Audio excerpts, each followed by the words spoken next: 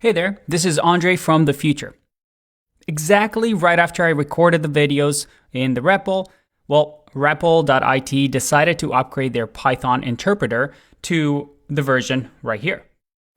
Now, you might be asking yourself, hold on, if I go to python.org, the version of Python is higher than this. As you can see, the latest version of Python is right here.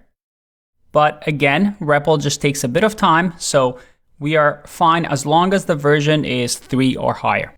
Now, I want you to keep in mind that REPL usually implements the Python interpreter a little bit later because they have to work out some kinks, make sure that it's integrated properly onto their website. So this number might be a little bit lower than what you see on python.org, but don't worry, everything that we do in this course, you're going to be able to follow. As long as we're using Python version 3, we're all set.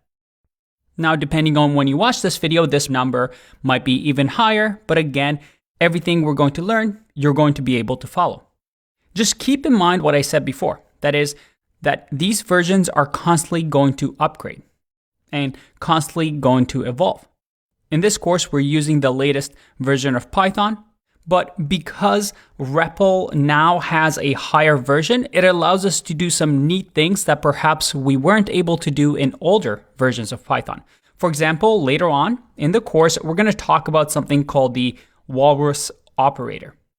And this is a new feature that is new to Python 3.8. And because of that, we're going to be able to use it inside of this REPL. But we're getting ahead of ourselves. You'll see that when we talk about the walrus operator. Anyway, just a quick note. Let's get back into it.